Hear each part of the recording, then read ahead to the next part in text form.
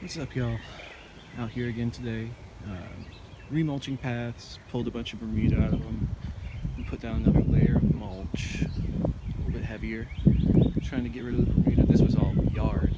That was just Bermuda and sandburrs, not 3 months ago.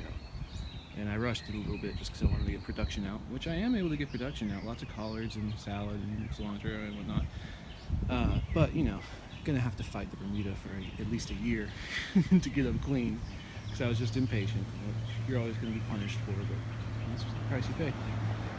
This bed, however, is relatively Bermuda free due to being covered for long enough, then burned, then a thick layer of soil compost mix, and then a really mulchy compost on top. And this has been by far my most weed-free bed, although it is a relatively new bed. So there's that. So yeah, I've just been out here mulching today. We got the birds over here clearing out this new plot. We weren't super about the kind of dying grasses from having that tarped, so I spread out a bunch of feed, wetted it down, and now they're way more about feeding over here. They're doing good. Lots of green fruit. Oh, and real quickly, I want to show you what I do with all the refuse from the path clearing, all the Bermuda and stuff. I don't have a compost pile running hot enough to deal with this stuff right now.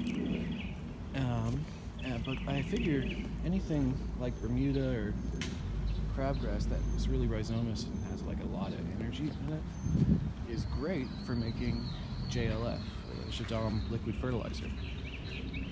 And so that's what I use this stuff for. I just put it in the big drum in the backyard. I've shown in other videos. And yeah, just let it fester, basically putrefy, and get all that minerality out of it, get all the nutrients out of it, and then we'll use it to fertilize. Keeps it out of the compost, keeps it from reproducing, but you still get the value of the biomass. I like it. Move the goats in to where we have the chickens for the winter. Clear out a lot of the brush that grows up around them. There's a lot of Bradford pear and hackberries. A lot of little seedlings and stuff that they really like to eat. See, there's Franklin chilling. There's Ophelia chilling. There's Eleanor eating hay, hanging out. So yeah, the goat structure is very simple. It's a 2x4s, some wheels from Harbor Freight, and a nasty old tarp that I had running around, and then a shower curtain from Walmart that I got years ago. And that's a dog. And I'm stepping in ants. It's great. Cucumbers are coming along great. They're all starting to vine up. I pruned them a little bit this morning. Tea garden's going well for Steph. Yeah, letting the goats back here to munch on this stuff too. We have some chickens right here, back where the goats used to be.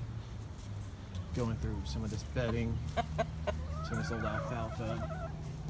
Really going to town. They love this shit, this stuff, these things. So yeah. Signing off. Short one today. There's Shirley girl.